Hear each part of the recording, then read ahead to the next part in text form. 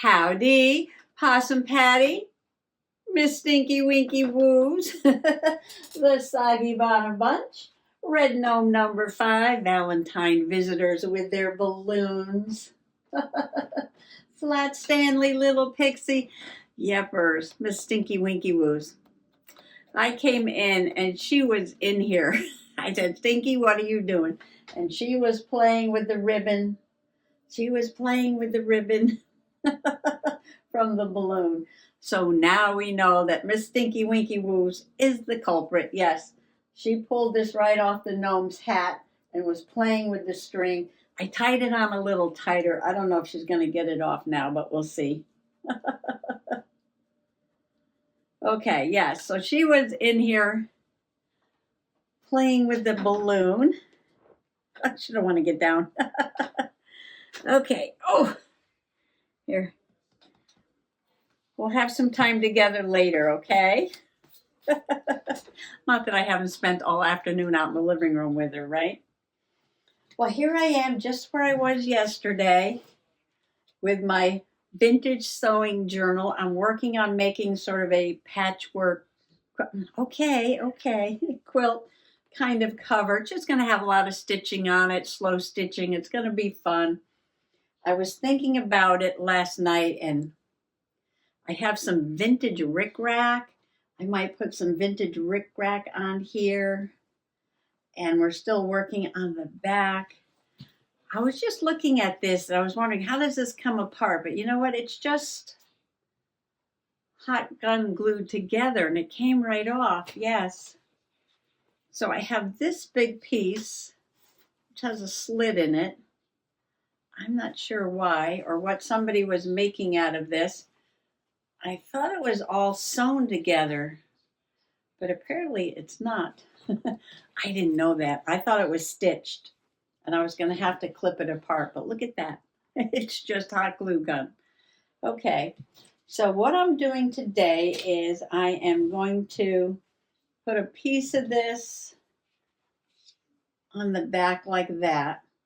I have a few things to do today. I'm going to work on my no spend, yes, save the cash, shop the stash, yes. Well, we could do that right now, can't we? Yeah. Let's just take care of some business here. Red Gnome number 5 over here. He's got a $5 bill for me. I think he's partial to fives. And we were going to mark in, let's see, we're going back to Sunday. And that would be, oh, we're going back to day 1 because we put in $2. Okay. So Sunday was my birthday. Yes, it was. And that was day 62 of no spend. First day. Monday, February 17th, little Miss Chi-Chi's birthday. Yes. And that would be for $2. Day 63, no spend. And 18 is somebody's birthday. $3, day 64, no spend. Nad's? Was that Nad's birthday? I'm trying to remember who was the 18th. Oh, there were a whole bunch of birthdays in February. Yes, when we did the live, everybody's shouting out birthdays, and I did my little piano playing there for everyone, wishing everyone happy birthday. That was kind of like a happy birthday to all the February birthday people. And Wednesday would be $4, day 65, no spend. And today is, wow, it's Thursday already? $5, day 66. Oh, somebody had an awesome possum idea. Yes, a possum pop idea. Because you know, the flea market will start up, the spring flea market next month or early April. And I get such good bargains there. I find everything there. Yes, I do.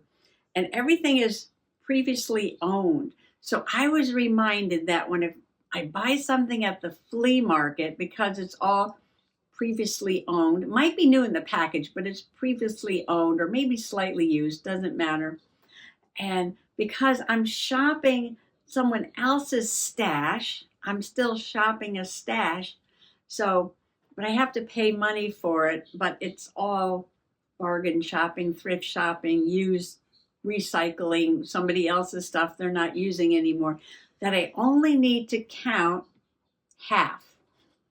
So what do you think of this idea? So if I spend $10 at the flea market, I only need to count 5 days of journaling where I don't get any money back, because it's shopping the stash, but shopping somebody else's stash. Let's think about that one. Yeah, if you have an idea about that, put it in the comments below. But right now I am up to day 66. That means $66 that I've saved. There it is. Haven't spent it. It's still here, as you can see. And I'm putting in $5 because we have worked on journals or some sort of project every single day this week so far. I put a little piece of double-sided tape. Put my finger on there just a little bit. Get some of the sticky off. $5 bill.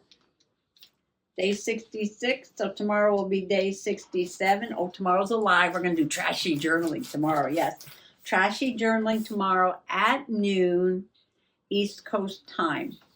Right here. Oh, you can go to my channel and click on the tab that says live, and you'll see a little scheduled icon there, like this is live number 5. So you see 4 that are already done. But the one at the top, I think you can click on it and get a notification, because some Possum peeps were like, oh, I hope I remember. Yeah, so I think if you click on that, there's a place to click notifications, and you'll get a notification when there's a live. Okay, we did business, and I think we have one more piece of business. Oh, I forgot this yesterday. Hope I remember today, talking about remember. There was a few things on the table here I wanted to share with you. Thank you, red number 5. We're doing really well there. I have a name here, yes. A long-time Possum peep, yes. And, I forgot about this one. Yeah, another one that I haven't been over to visit for a long time. So I hopped over to her channel, and this is Melinda Davis. Melinda Davis. She's been on YouTube a long time, way longer than I have. And she's still making videos. Yes, I just watched her flip through Halloween journal. You know I love my Halloween journals. And it's a cutesy Halloween journal. Yeah, I love cutesy. Well, I love nature morte, and I love, cutesy Halloween stuff.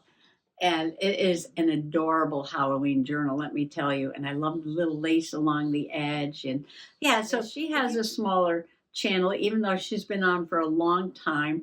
Hop over there, watch a video, subscribe, and tell her Possum Patty sent you. Yes, Melinda Davis. And I'll link her channel below. Yes, I will. I'm trying to reconnect with some very old Possum peeps. Yes, I have so many new wonderful Possum peeps. Welcome, welcome. And lots of longtime Possum peeps.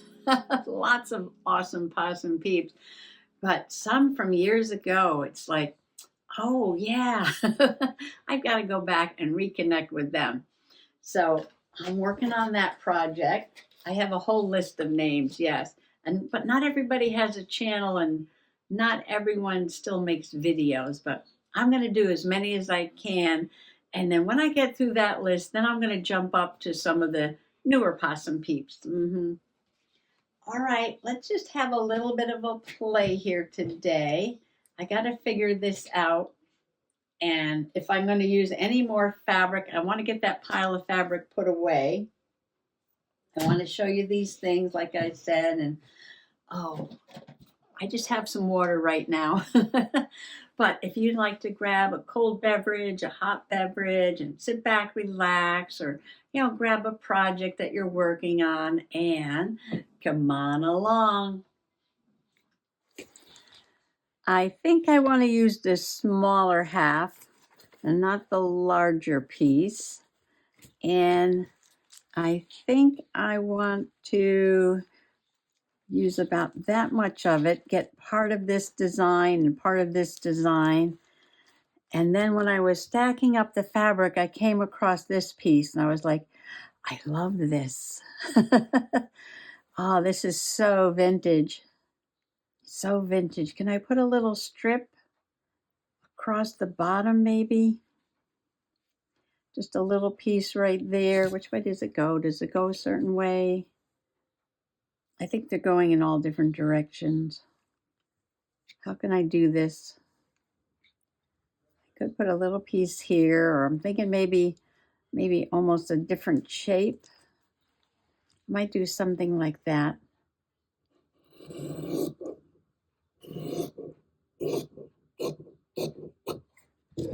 Something like that. And like that. Okay, so if this goes here, should we tack that down? Where's my glue stick? I'm just going to put a little glue stick on here and not pretend that I know anything at all about quilting, because I don't. I don't know how quilters do it. Maybe I should watch a few videos, right? And learn how they do it. But this is just how I do a journal cover, right? A journal cover. Now, this is vintage and a bit is stained, but that doesn't matter because this is a vintage journal, right? How did I have this on here? I think up here, like this. So I want this to overlap there. I could put it out there. I could put these two right there. Oh, I like this.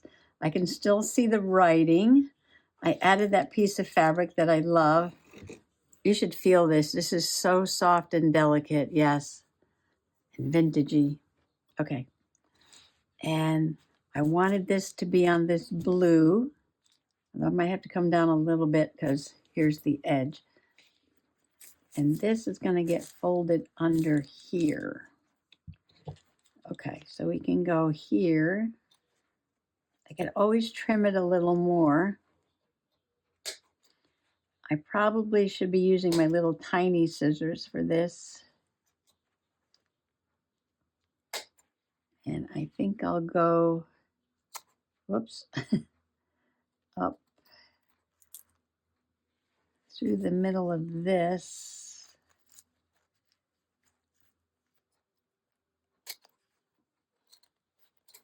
Like that. And then the blue will turn under, and these little bits are going to poke out. I don't know if I can glue this down. I might have to put a paper clip. Put a little glue there, I guess. I'm going to put a paper clip on this part here. Okay, that's the back. So this will be the beginning of the outside of the cover. This will be the front. This will be the back. I'll be adding more pieces to it. What's underneath? Oh, the inside is underneath. And this needs a lot of stitching also. This will probably have to get trimmed a little bit more, but I don't have to do that right now, do I? All right, so there's a few other pieces of fabric I found that I really love. Look at this one, another lilac, but with yellow. I can use this on the inside. So I think I'm going to take a few pieces that I really, really love and put that, oh, this one's nice too, very vintagey, yes. I'll put them in the bag with the sewing things, and they'll be going on the inside. There's that blue rose that I love. This is on the inside. This one's different, isn't it? And it's got lilacs on it too. Oh, I like this one. That's definitely have to go on the inside. Here's some scraps of the other one. And I've got to find my little fabric samples with the color registrations on them. Some more of this. Some more of this. And this. And this. Okay. Oh, and I haven't used this one yet. This is a pretty large piece. See, this is stained. This is all very old vintage used fabric. It's like somebody was working on here and draw something. So all this is just possum perfect for my vintage sewing journal. I have more of the hanky. Here it is. The piece I cut was right here. I'm going to bundle this all together. What else? I got little tiny scraps. I didn't use this yet, but I have another vintage hanky. Very faded. It's got blue tulips. And I think that's it. Yes, that's going to be it. Oh, I do have this. I might want to put a couple of these inside too. So I'm going to cut a few of these off, 2 or 3 of those, and put that in the stack too. And this will all go into the big bag. I've got a little bag here. Will it fit? I have to take this 50 cents off. Making me a little crazy. Yeah. Making me a little crazy.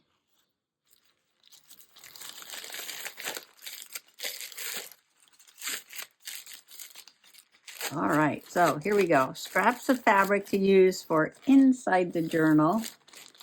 And all I need to do is snip some of that embroidery, and I'll add that. Put that down there for now. Oh, I need a bigger bag. These are hefty storage bags. Jumbo. Jumbo. And these are perfect for 12 by 12 pieces of scrapbook paper. But I think I'm going to use it for keeping everything together. I think I'm going to work on the inside first. So I'm going to put this inside here. I'm going to keep the journal cover pieces separate from all the bits of ephemera that I've gathered. Oh, look at this. This does have a blue background. Look how vintage that is too. All right, I might find more. I might find more. Still put a lot of fabric in one of these little baggies. Oh, there's the mourning dove already. I put the tablecloth in this bag. I'm going to put the extra fabric in there. And I also have these things that I found. I'll probably find more things. I could be making vintage sewing journals for the rest of my life. Aren't these adorable? Somebody's cross-stitching, little tiny, tiny cross-stitching. And this is definitely Mary Engelbright, yeah. Mary Engelbright card. And you can see the cross-stitching that they did. All by hand on there. Very vintagey. And I've got one with a little house. I love the way she makes flowers and uses the black and white accents. This is what gave me an idea in my Tea Tuesday journal. This is another card. You can see all the cross stitching there. So these are going to go into my journal. And this little kit, which I got to review as a product from one of the companies, and I haven't done it yet, but I took it out and I looked at it, and it looks simple enough, and it's tiny enough. It's just some printed flowers. Look, you can't even see them. There they are. Give me some white. There. And then it's got thread, some embroidery floss. Only 4 colors. And instructions here, straight stitch, contour embroidery, French bean, I think those are French knots, and satin embroidery. Oh, I wanted to learn how to do that satin, yeah, to make the leaves. But this is so tiny. Yeah, tiny, tiny, tiny. Well, it might be a good project to start. Oh, and it does have directions in English, so that's good. But it's tiny and it looks very simple. So this will be a fun project to do. And then in the end, it goes on this charm.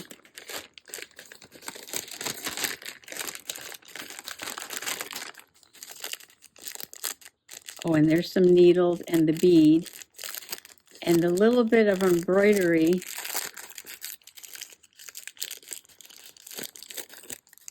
goes on here. I'm not sure how you fasten it on. Oh, you stitch it. Oh, you stitch it all around. So after you embroider, then you put it on here and stitch it. It came with the little hoop. And then you've got to put it on here like that and sew it on. Have you ever done anything like this? It doesn't look like it would be that hard to do, but I'm thinking that I'll have a dangle charm to put on the outside of the journal, one that's been hand stitched.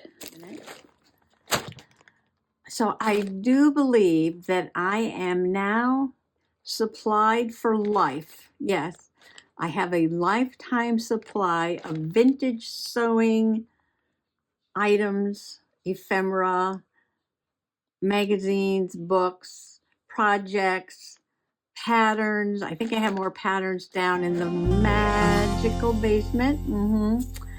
And somebody gifted me a ton of fabric scraps with color registrations. And yes, I am set for life. I could be working on vintage sewing journals for the rest of my life and not worry about spending the cash. All I have to do is shop the stash. Oh, and I was just thinking, another company reached out to me to review some products, some new products.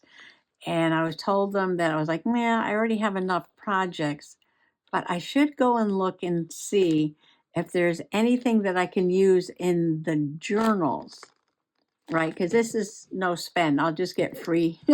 I'll get free product, right, to review. And I can just add it to the collection, right? And I'll just be working on this stuff till I'm 96 years old.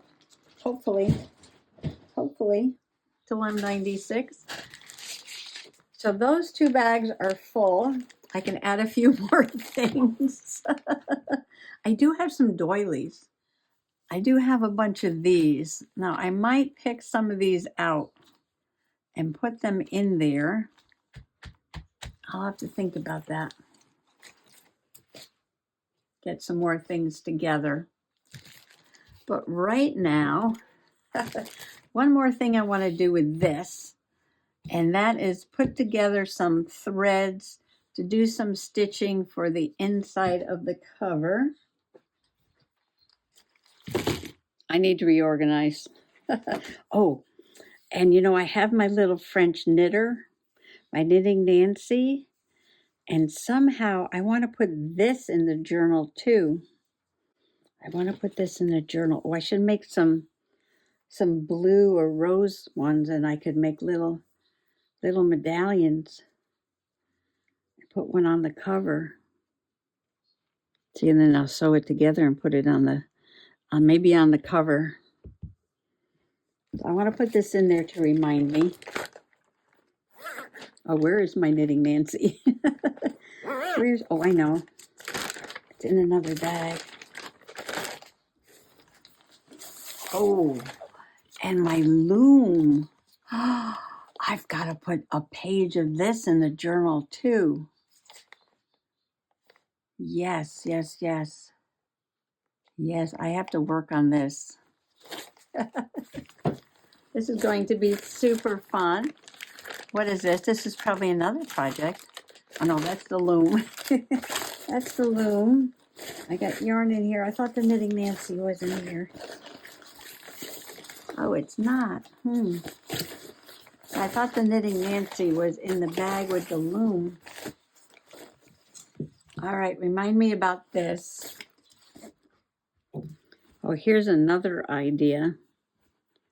So this is a painting on just some unbleached muslin. And I could just stitch this and put that in the journal too. Okay, I'm going to take this out of here. Take this out of here. And I'm going to put this together as ideas in that other bag. Yes, I have a lot of embroidery floss. Well, maybe this is not a lot for, you know, a crafter. I don't know. Yeah, I got a bunch at the flea market and yard sales and things like that. And it keeps getting reorganized according to what project I'm working on. And that's why they're all in these rings. Well, this one is sorted out because it has all variegated. So we'll leave that there. And this one, I'm going to put some blues and lavenders and maybe a contrasting color. Or here, these are all blues and lavenders right here. Well, this is interesting. I could put them on here.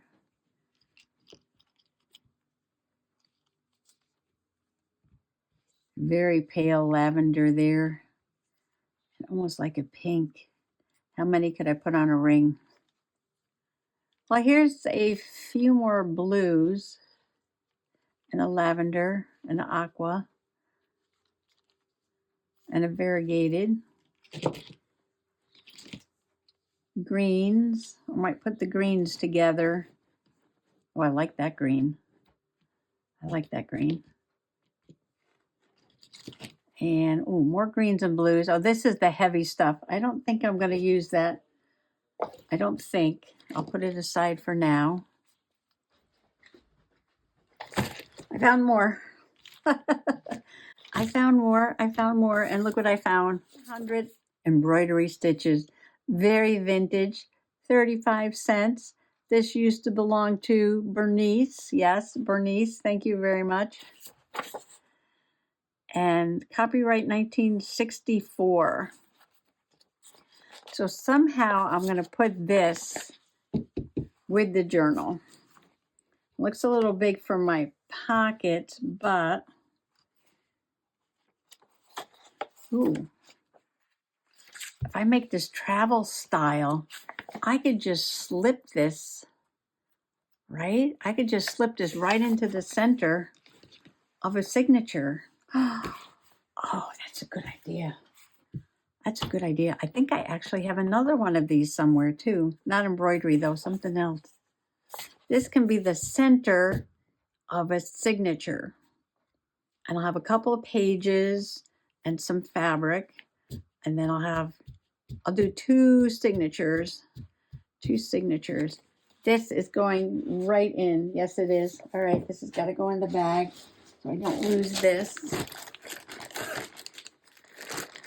Okay, I'm taking these out of my Sew to Go bag, which is a Vera Bradley from the flea market.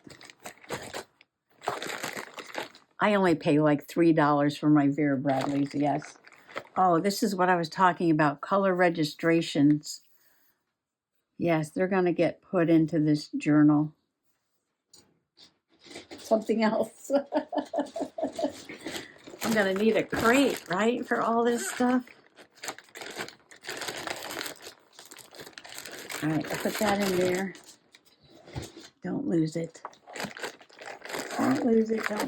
Okay. So that's that. Yes, we'll get all this organized. It's always something to organize. This is what I was looking for right here. Oh, and I found a bunch that has to be wound up. But I was looking at this. And do I have this? No, I don't think I have this open. anywhere. So I'm going to put this on here. Okay, that's one job. I also have a light blue variegated. Oh, I love that. I'm going to wind that too. And a green oh, I love these. And I don't have anything like this open.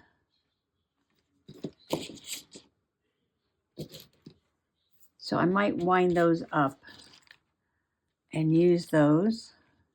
I'm going to sort out all these colors. Oh, here's a dark purple. Is that the same? No, that's different. This one's a little darker. I want just a little pink. It's going to be mostly blues, maybe a little lavender, maybe a little green, but looking for something like that. Yeah, that looks good. Yes. Okay, we found our pink. Found our pink. So I'm just going to put that on there. Alrighty, so I think I like these variegated ones too. I might be using those. I'm going to pick some lavenders and blues from here. I've got that light pink and maybe another green. So I'm going to keep a ring of greens, a ring of blues and violet, and a couple of these variegated ones, which I have to wind up on little cards. Yes. Well, now, small steps, small steps. Yes. I did not succeed in clearing the sewing things off the table. No. I did succeed in putting more sewing things onto the table, which was not my goal for today.